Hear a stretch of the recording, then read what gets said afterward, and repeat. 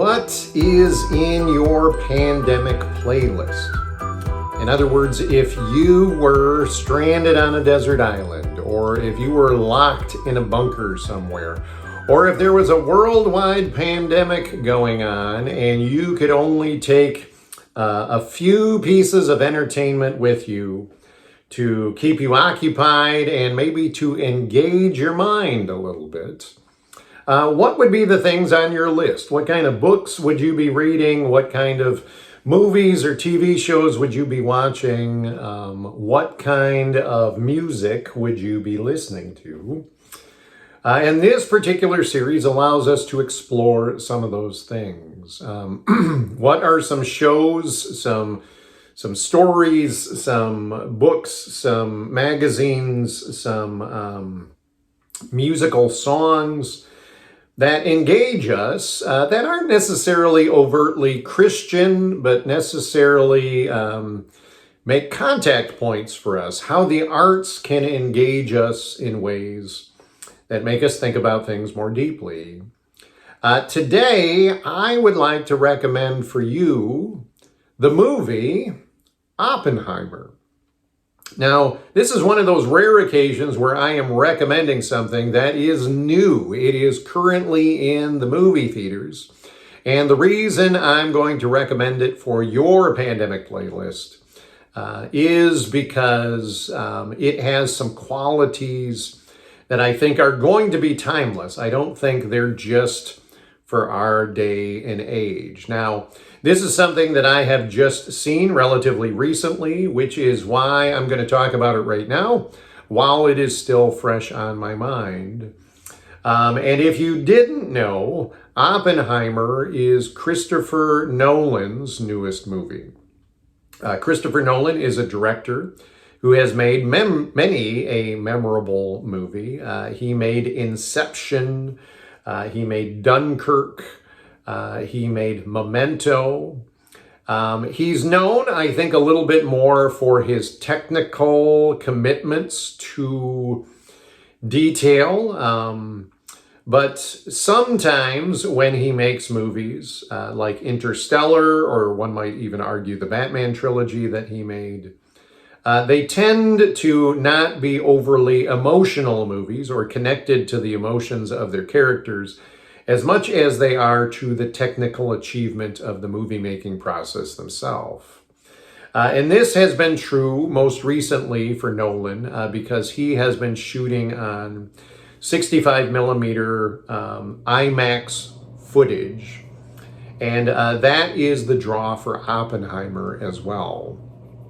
I knew Oppenheimer was going to be one of the few movies I went to go see in a movie theater this summer. And the reason is because I feel like a lot of us have sort of this love-hate relationship with the bomb.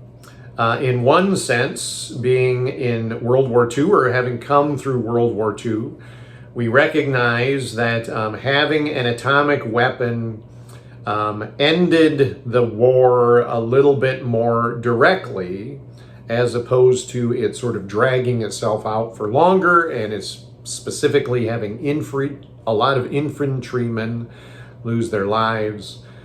But at the same time, we bear that burden of being the only country who's used an atomic weapon. And there is a lot of concern about that. And a lot of us don't necessarily,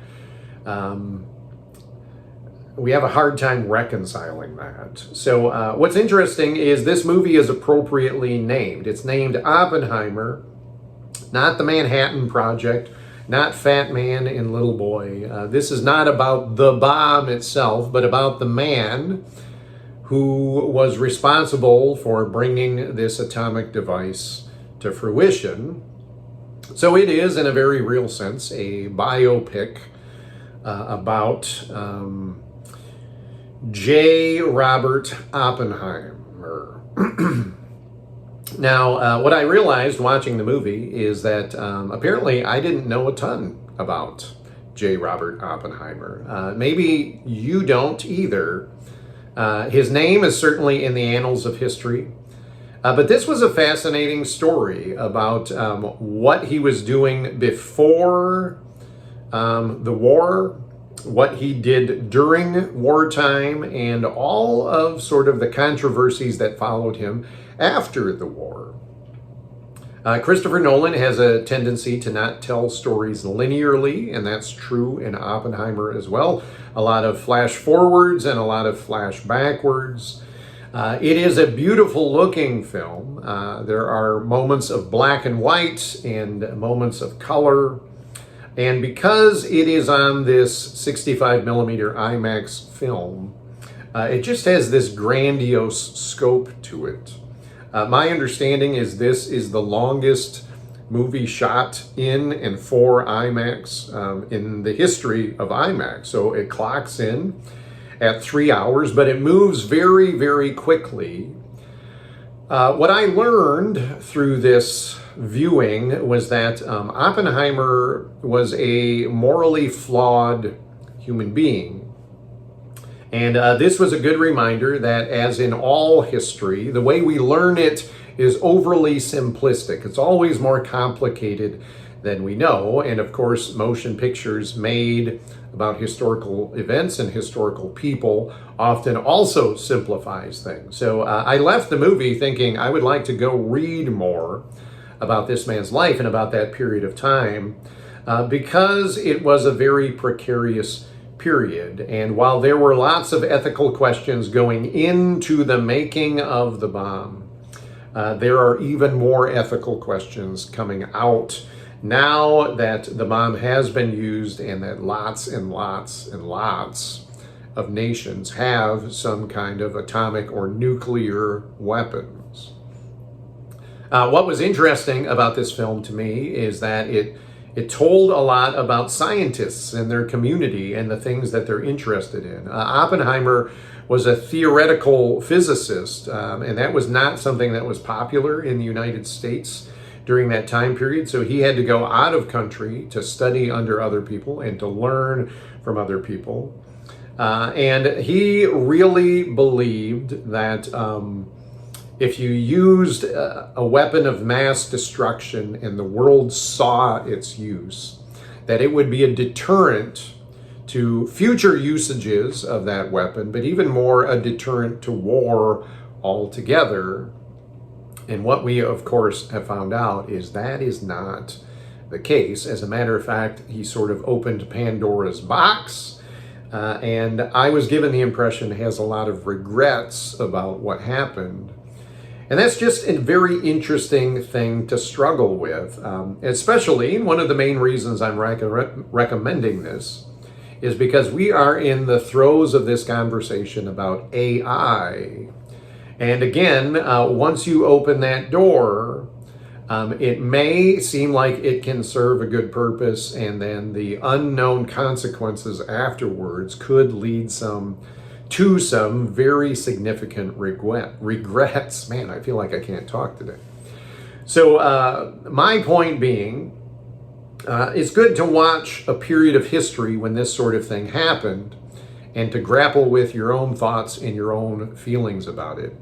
Stellar cast in this. Cillian Murphy does a home run job at his portrayal of Oppenheimer. You'll find that a lot of the supporting parts are done very, very well. I felt like everybody had their own moment and shined. Some of the typical complaints about Christopher Nolan are true in this film as well, that sometimes it does feel a little bit too sweeping and too technical, and maybe some of the human emotion gets lost in the grandiose vision of things. But an incredible score, incredible cinematography, and just an interesting period of our U.S. history.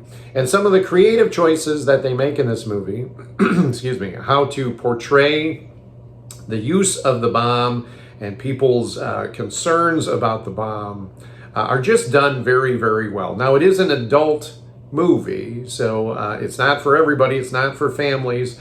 It is very much R-rated, so keep that in mind. But I would say check it out and tell me what it stirs in you. So if you've seen Oppenheimer, feel free to comment down below. If you have not seen it, but you want to see it, feel free to comment down below. Again, we try to treat this particular series as a kind of virtual community. Feel free to recommend other movies or books or music that you think would be good for us to talk about. And until then, until the next time, and in these ongoing days of existential dread, may the peace of God be with you. Amen.